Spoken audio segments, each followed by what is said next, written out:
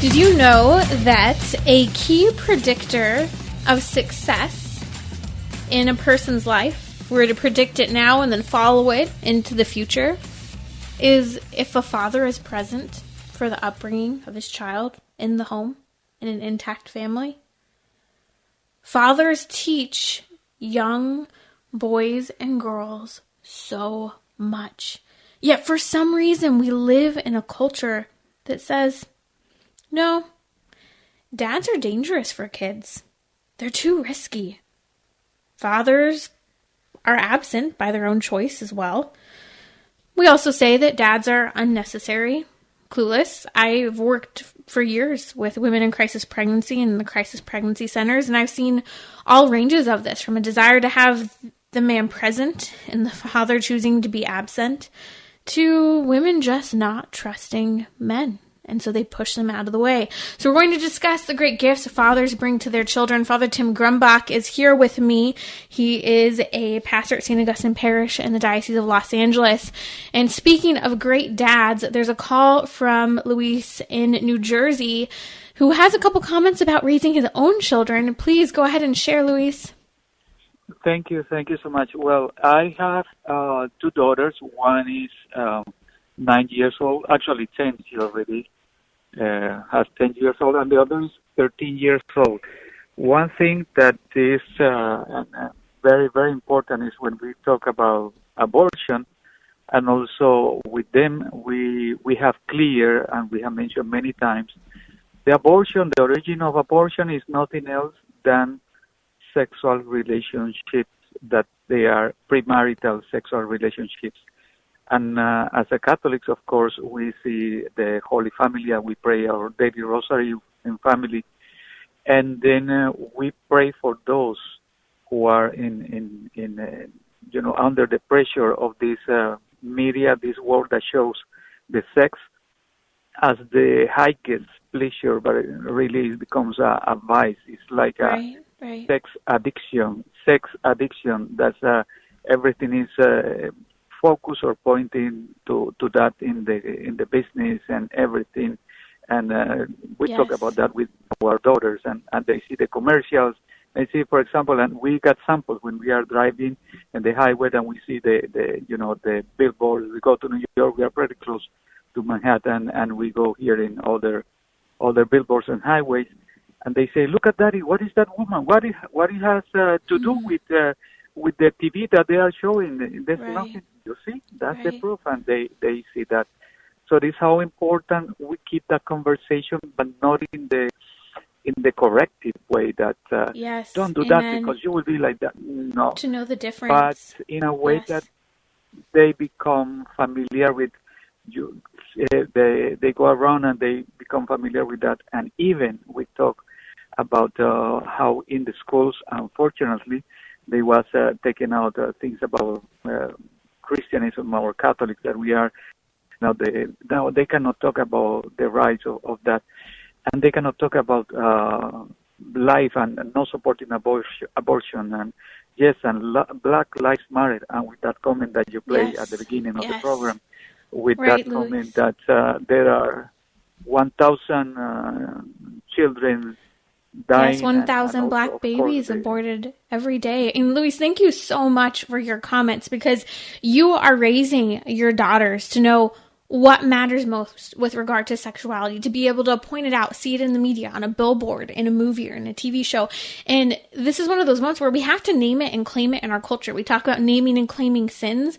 We need to name and claim impurity that is around us, the confusion about sexual identity, because if we don't, we will just continue to have that billboard message in front of us telling us a different narrative. And so as a father, thank you so much for being that advocate for your children. We're talking about dads and how important they are, that they are a key predictor of success in life. Father Tim, you're joining me. I want to go through a little bit. We've been watching some content from two very influential individuals looking at the psychology and psychosis of young children, their upbringings, Jordan Peterson and Dr. Warren Farrell, who Dr. Warren Farrell, you know, if you don't know him, he is the author of the book, The Boy Crisis, and they talk about the gift fathers have for their children. What were your initial reactions to this video? Oh, I loved it actually, because they were talking about the way that especially young men can be disappearing into the world of video games because of sometimes, not always, but sometimes an absence of that father figure, and losing a certain amount of control over the world and relationships, and then entering into this virtual world where you can control these things and you can control the violence that is done when interiorly, especially a struggle for men, I can say, is that when there's a certain violence being done to us and we have no control over it, and if it's something that's happening interiorly, we want to exteriorize it and have some control over it. And how some men will escape into these video game worlds to do this. Now, I know that I know some people personally who actually can use online video gaming for evangelization, and it's really beautiful the way that they do that. But I've also seen personally, and in my own life growing up, how easy it is to run to that distraction and to avoid the kind of great and sacrificial love that God our Father is calling us to, and that my own dad, being a great image, I can say, of the Father to me, that he was calling me to. So it's a way to run away from what fathers are supposed to be calling their children to. It's interesting, in some of the studies we've seen that not only is a father's present in the upbringing in the home for the children a key predictor of success, but one of the other things it talked about is how it teaches empathy to both boys and girls, and it also teaches boys and girls to learn to be assertive rather than aggressive. Right, and for them to be able to look at the culture around them and to interact with it appropriately, to be angry at what would make us angry, and to love the people that need to be loved. I look even to the example of the Holy Family, as Luis greatly brought that idea to us. Is look to the Holy Family. That's the model of our own families. To look at Saint Joseph, who would have taught Jesus in his humanity how to say the prayers of Judaism. I like to imagine that Saint Joseph showed Jesus how to wash feet, how to pick women up off the ground who had been abused by others.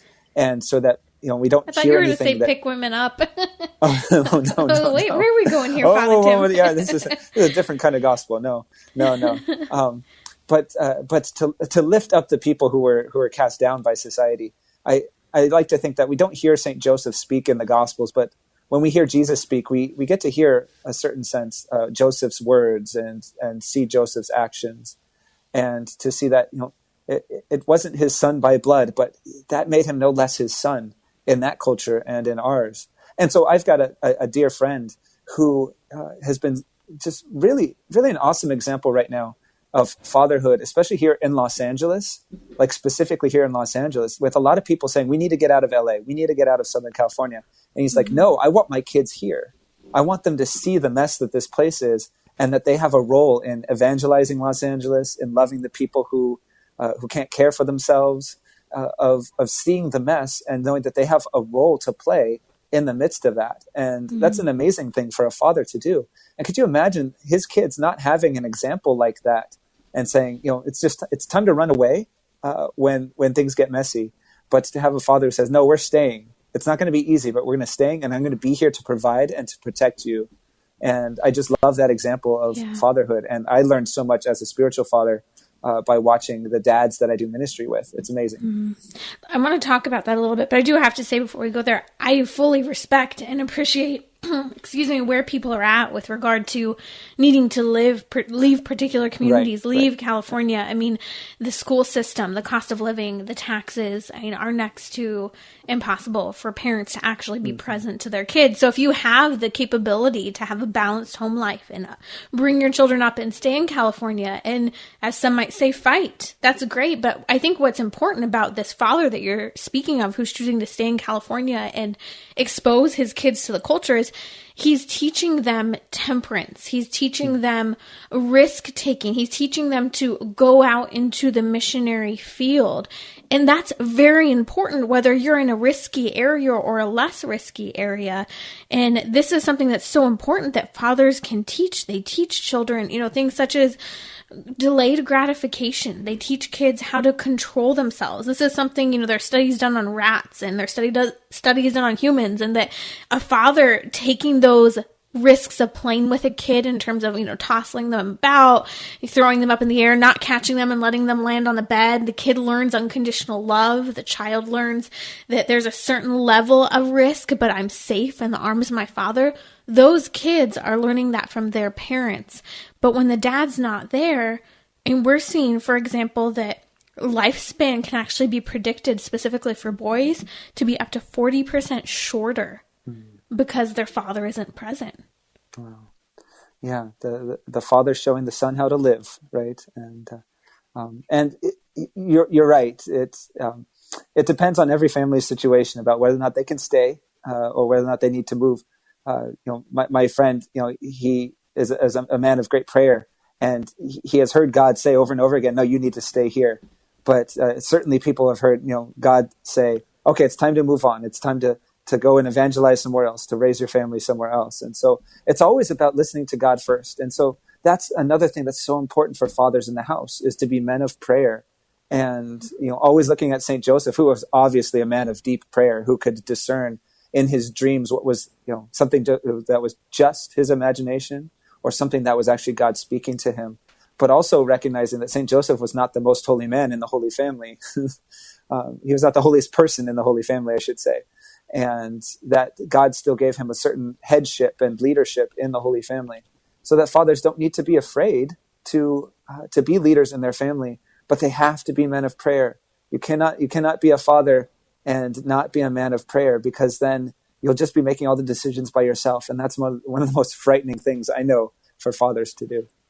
And another area to touch on the importance of fathers in the home, maybe you are in a situation where the father isn't able to be present to your child, or maybe the father is in a job that is so rigorous he can't be there. We were talking about Veterans Day and military families. They're not always able to be there full time. And so this is where we talk about the importance of finding a community, whether it's your family or a person in the church who can be that male influence for your children, with the rough and tumble play, with the affirmation, teaching empathy, and truly, getting their hands dirty and being present to your kids. Yeah, and that is one of the sacrifices specifically that I've been talking about today. To give it a specific example, is to see the heartbreak of my brothers who can't be there with their children who are growing up while they're deployed. I remember when my older brother was deployed to Afghanistan, and seeing a picture on my phone of my niece, kind of his daughter, looking at his face on a computer screen. And this is just like at the beginning of Skype and video calling, and how it wrenched my heart to see that she was growing up, and my brother couldn't be there at the moment. But how amazing technology could be, that they could still find a way to be present. And so while there are some heartbreaking cases, so many more and more where fathers choose not to be present, I've seen in my brothers this great desire to be present as best they can. My little brother's in Korea right now, and his 1-year-old daughter and his wife they're very adventurous. And so they've just made a drive across the country, and they'll be coming down here for Thanksgiving, and I can't wait to see them. But it's just amazing to see that when he is at home, and the way that he can be a dad. He's such an awesome dad, and I'm so proud of my brother that he's willing to make these sacrifices for his family, for his country, but he still knows that his primary vocation is to be there for his wife and his daughter. And wives and mothers, we have a responsibility in terms of how we, whether or not that dad's able to be present all the time or not, to remind the children that the dad loves them. They can't wait to be with them. I was reading Theology of Home book the other day. Dr. Carrie Grass was with us on Monday talking about being present in the family versus at home. Where are we happier, and why is that? And in the book, though, one of the stories she talks about is, I'm not sure if it was her or her co-author, Nicole Mering, but there was a story in there about how there was a time where the father had a really intense work schedule and couldn't be as present. And he mourned his lack of presence with the kids, and the kids missed him. And so one thing that they did, I think she was saying, was they would sing songs and record the songs about how much they loved being with dad and they missed him. And she would tell the kids about how important the dad was and what he was doing for them. And what happened is she would then send these recordings, or they'd play the recordings for the dad, and it helped to affirm him and where he was at in terms of his lack of ability to be as present, but also it helped the kids to appreciate, respect, and honor and love their dad.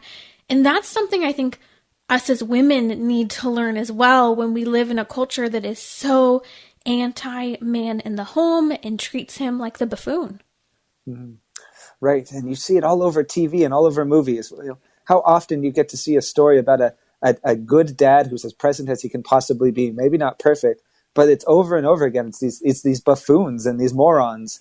And so that's the kind of example that men are expecting to live up to in the family, rather than to be men who make sacrifices, can provide and protect their families, even though it's not easy. They won't be perfect all the time, but we need to see that. We need to see more examples of dads who are as present as they possibly can be and are making sacrifices